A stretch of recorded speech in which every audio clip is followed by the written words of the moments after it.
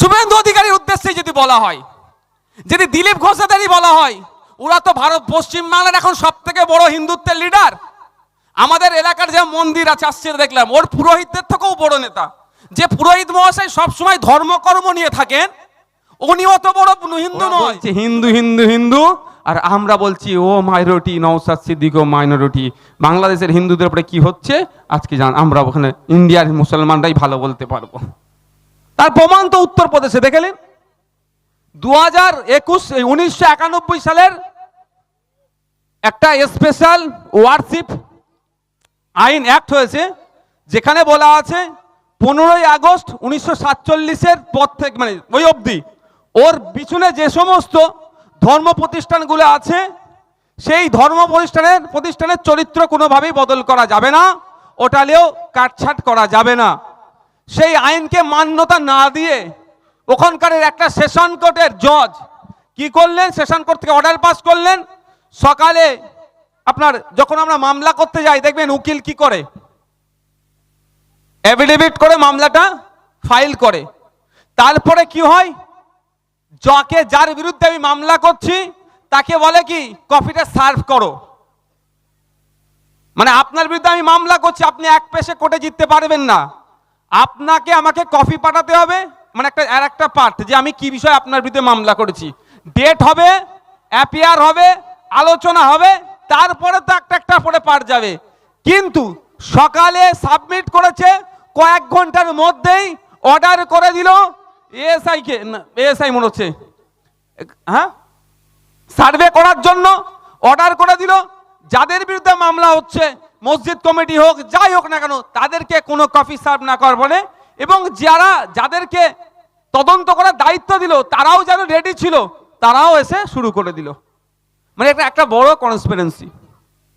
তো কথাই যেটা আমি আবার ফিরে আসি, তো এইটা নিয়ে ওরা কথা বলবে না শুভেন্দু অধিকারীরা। শুভেন্দু অধিকারীদের ভোট যেখানে দরকার সেটা নিয়ে কথা বলবে। নওশাদ সিদ্দিকীরা আইএসএফ এর লড়াইটা কোথায়? এই যে ধর্মকে সামনে রেখে যারা রাজনীতি করছে, এদের বিরুদ্ধে লড়াই আমাদের। আমরা প্রতিবাদ কোথায় করেছি? অসমে যে সময় ওখানকার মুসলিমদেরকে গুলি করেছিল অসম সরকার, অসম ভবনে গিয়েছিলাম। ত্রিপুরায় অত্যাচার হয়েছিল, ত্রিপুরা ভবনে গিয়েছিলাম আমরা। আপনার মণিপুরে অত্যাচার চলছে, আমরা মণিপুর ভবনে গিয়েছি। উত্তরপ্রদেশে অত্যাচার চলছে, উত্তরপ্রদেশে ভবনে আমরা গিয়েছি। বাংলাদেশে যে অন্যায় হচ্ছে, বাংলাদেশের এখানে যে অফিস আছে সেখানে আমরা গিয়েছি। যে সমস্ত জায়গায় অন্যায় হয় তার বিরুদ্ধে আমরা, যারা অত্যাচারের শিকার হয় তাদের পক্ষ নিয়েছি। এতে অনেকের রাগ হয়ে যাচ্ছে। যাই হয় হোক, দিনের শেষে আমাকে জবাবদিহি কার কাছে করতে হবে? চোখটা বন্ধ করলে আমার ধর্মীয় পরিচয় কিয়ামতের দিনে আল্লাহর কাছে করতে হবে। সেইখানে কানেকশনটা ঠিক আছে, আর মনেরটা আছে নাকি যথেষ্ট। তো এইটা ভাবে মিথ্যে বার্তা ছড়াচ্ছে। আচ্ছা, আপনাদেরকে যারা এখানে উপস্থিত আছেন, ম্যাক্সিমাম ধর্মীয় পরিচয় যদি দেখি আবার মুসলিম, নন মুসলিম ভাইরাও আছে। আমি আপনাদেরকে বলি, মুসলিম নন মুসলিম বোধ কি আমি জিজ্ঞাসা করছি। মুসলিমদের ধর্মীয় বিশ্বাস কি? আল্লাহ পাক সারা পৃথিবী সৃষ্টি করেছে, তাই তো? ঠিক বিশ্বাস ঠিকঠাক আছে তো? বিশ্বাস আছে ঠিকঠাক? তাহলে আল্লাহ পাক পৃথিবীকে সৃষ্টি করেছেন, এটা মুসলমানদের ধর্মীয় বিশ্বাস। হিন্দুদের ধর্মীয় বিশ্বাস কি? তাদের ভগবান সারা পৃথিবীকে সৃষ্টি করে, তাদের কাছে সম্মানীয়। খ্রিস্টানদের বিশ্বাস কি? বলুন। যীশু খ্রিস্ট সারা পৃথিবীকে সৃষ্টি করেছে, তাই তো? যে যার বিশ্বাস নিয়ে আমরা চলছি, একে অপরকে কোনোভাবেই আঘাত দিবে এটা ইসলাম ধর্ম কোনোদিন শিখায়নি। ইসলাম ধর্ম এটাকে পারমিট করে না। এবার জাস্ট আমি একটা উদাহরণ টানছি। এবার বলুন, আপনার ধর্মীয় বিশ্বাস আল্লাহ সারা পৃথিবীকে সৃষ্টি করেছেন, তাহলে আল্লাহ তো হিন্দুকে তৈরি করেছে নাকি? বলুন একটু, ভয় লাগছে নাকি? এবার উত্তর দিলে তো ফেঁসে যাবেন। তা আল্লাহ কি হিন্দুকেও তৈরি করেছে তো, খ্রিস্টানকেও তৈরি করেছে তো?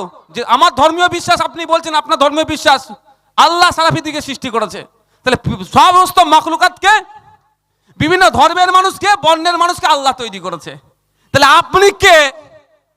আল্লাহ সৃষ্টির উপরে অত্যাচার চলছে, চুপ করে বসে আছেন, আপনার ধর্ম মনে হবে?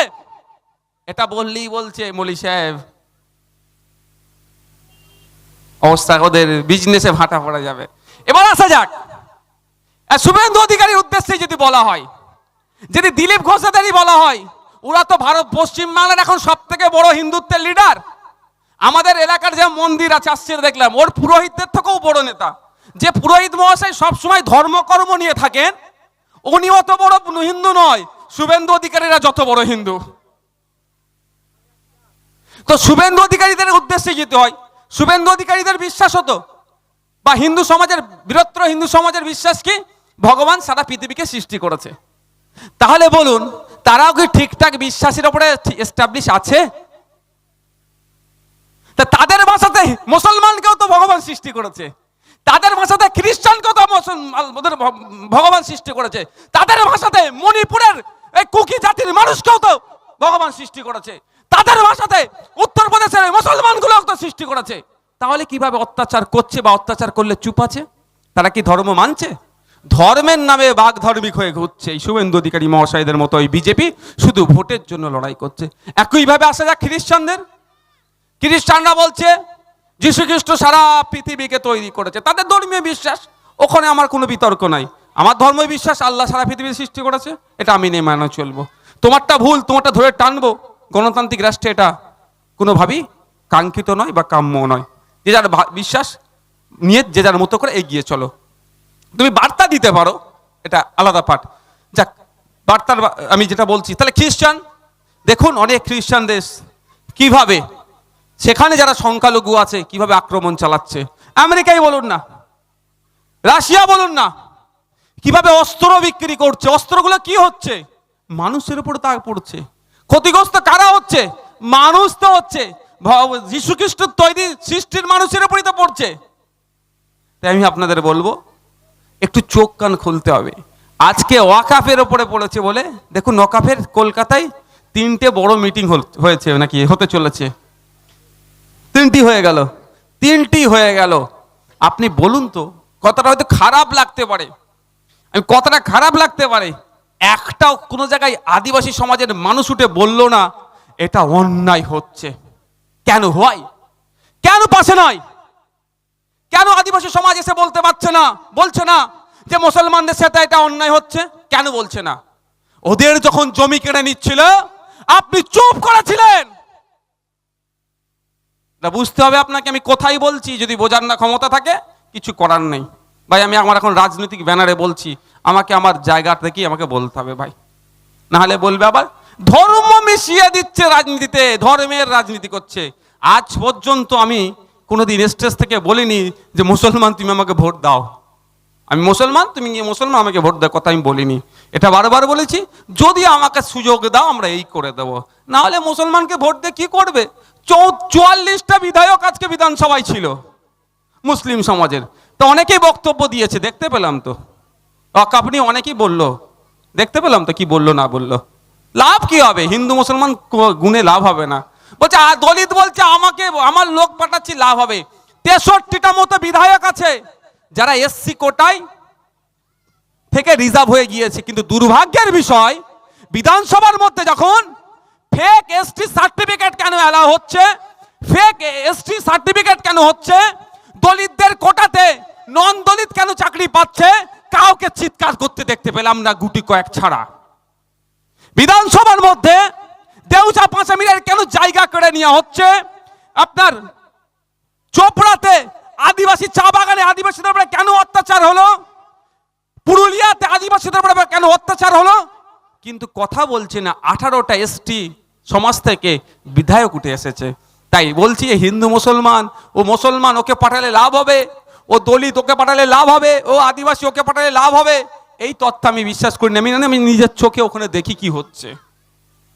তাই বন্ধুগণ, আপনাদের কাছে এটাই বলবো, দেখুন 3টে হয়েছে, আমি কাউকে দেখতে পেলাম না।